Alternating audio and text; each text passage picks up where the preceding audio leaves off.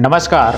आइए देखते हैं झारखंड विधानसभा के 2024 के चुनाव में किसका प्रचंड जीत हुआ और क्यों इस बार जेएमएम की प्रचंड जीत हुई।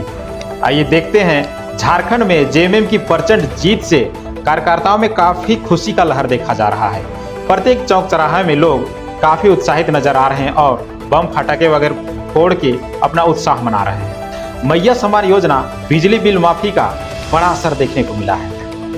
जैसे कि प्रत्येक चुनावी मुद्दे इस बार रहे हैं कि हम बिजली बिल माफ कर रहे हैं और महिलाओं को मैया सम्मान योजना जैसे योजनाओं से आच्छादित भी कर रहे हैं, जिसका असर जेएमएम को देखने को मिला है।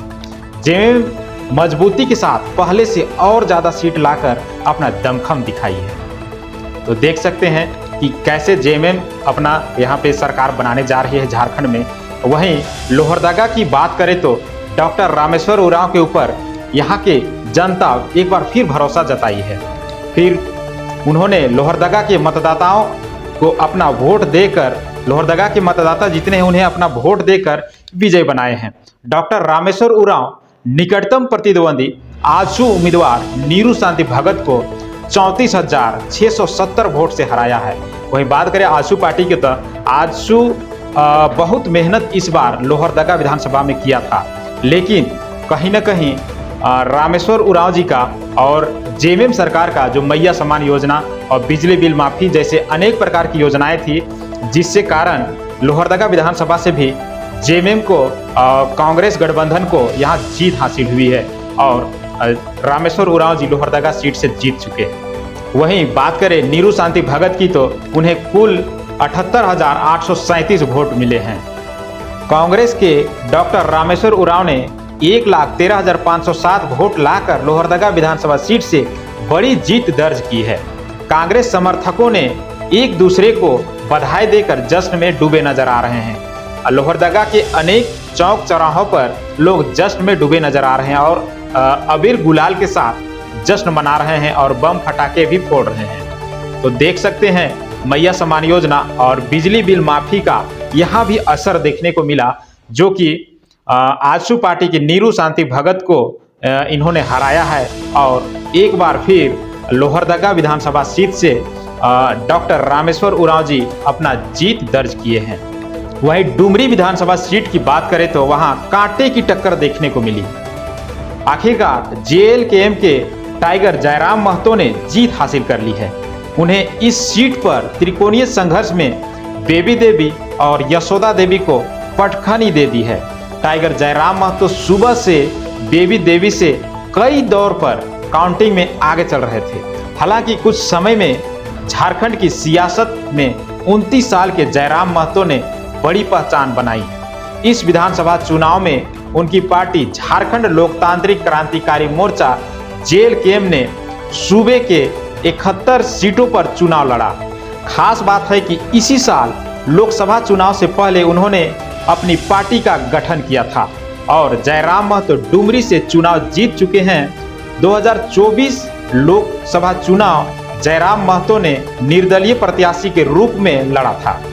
बता दें कि पिछले लोकसभा चुनाव में जयराम महतो निर्दलीय के रूप में चुनाव लड़े थे और उन्हें डुमरी से काफी वोट मिले थे, जिसके कारण वे इस बार विधानसभा चुनाव में भी डुमरी में अपना किस्मत आजमाने का निर्णय लिया और उनका ये निर्णय काफी सफल रहा और उन्हें डुमरी विधानसभा से जीत भी हासिल हुई और काफी युवा उसके साथ हैं और उन्हें उम्मीद भी है कि हमारे लिए जयराम महतो कुछ काम करेंगे, युवाओं के लिए काम करेंगे, जिसके तहत जयराम महतो को यहाँ प्रचंड जीत मिली है। त्रिकोणीय लड़ाई थी जिसके कारण भी जयराम महतो को यहाँ से जीत मिली। हैरान करने वाली बात है कि बीजेपी और जेएमएम उम्मीदवार के तीसरे नंबर पर रहे थे जब वे लोकसभा चुनाव लड़ रहे थे। उस समय तीसरे नंबर पर अपना दावा किए थे। अब आइए देखते हैं सरायकेला से चंपई सोरेन भी चुनाव जीत चुके हैं। बता दें कि चंपई सोरेन पहले जेएमएम के कार्यकर्ता थे और जेएमएम के विधायक रह चुके हैं और जब ये बीजेपी में शामिल हुए तो लोग कयास लगा रहे थे कि अगर बीजेपी पूर्ण बहुमत से जीतती है तो उन्हें मुख्यमंत्री का सीट दिया जा सकता है।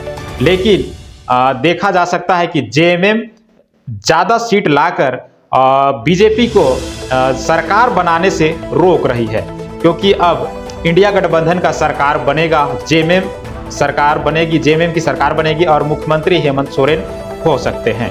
तो चुनाव जीत चुके हैं चंपई सोरेन। 23 नवंबर को मतगणना पूरी हो चुकी है। चंपई सोरेन की जीत हुई है। चंपई ने 18,624 वोट से जीत हासिल की है। हालांकि चंपई सोरेन के प्रत्याशी होने की वजह से सरायकेला की सीट काफी अहम हो गई थी।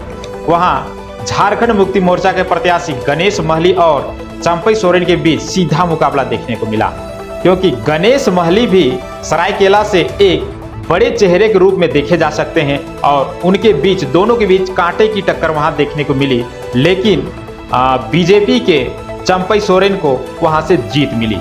दोनों ही सबसे चर्चित प्रत्याशी रहे हैं।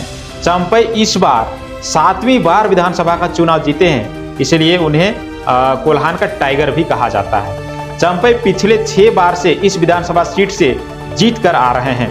रांची जिले में आने वाले विधानसभा सीट इस बार बम्पर वोटिंग हुई है। जो रांची जिले में आने वाले सिल्ली विधानसभा सीट पर इस बार भी बम्पर वोटिंग हुई है।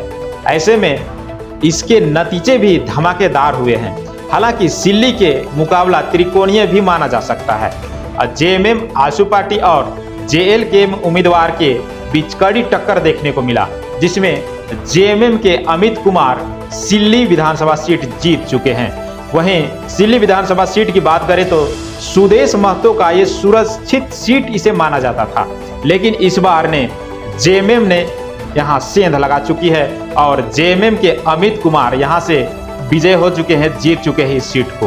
तो देखना यह है कि सिल्ली विधानसभा सीट को जेएमएम कैसे संभालती है और आजसू इस सीट को अगले बार कैसे छीनती है या इसे जीतने का प्रयास करती है, क्या दावा करती है।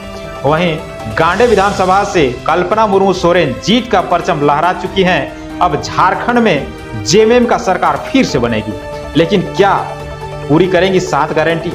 जो जेएमएम ने 7 गारंटियां दी है कि हम इस बार अगर विधानसभा सीट में जीत लेते हैं और मुख्यमंत्री अगर हमारा बनता है तो आपको 7 जो गारंटी उन्होंने दिया है, क्या उसे ये पूरा करेंगे? तो आइए देखते हैं 7 गारंटी कौन कौन से हैं।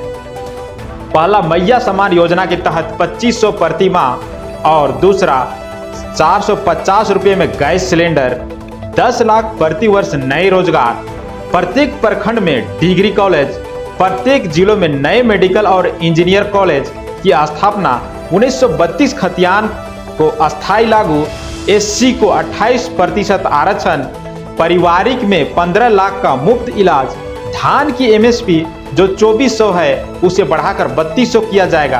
क्या पूरा होगा इतना वादा? क्या जेएमएम सरकार इस वादे को पूरा करेगी? और क्या जनता इस पे अगर भरोसा किए हैं तो क्या उन्हें फिर से जेएमएम की सरकार या हेमंत सरकार इस 7 मुद्दे को, जो 7 इन्होंने पॉइंट दिए थे कि हम आपको ये मुनाफा देंगे, तो इस पर क्या खरा उतरेगी सरकार?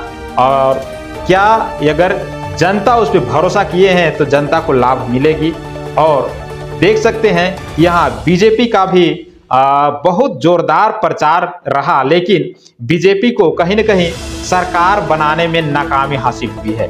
वहीं आजसू और बीजेपी की गठबंधन ने भी यहाँ पे जेएमएम सरकार को जीत से पीछे नहीं डिगा पाए और जेएमएम सरकार अपना बनाने जा रही है।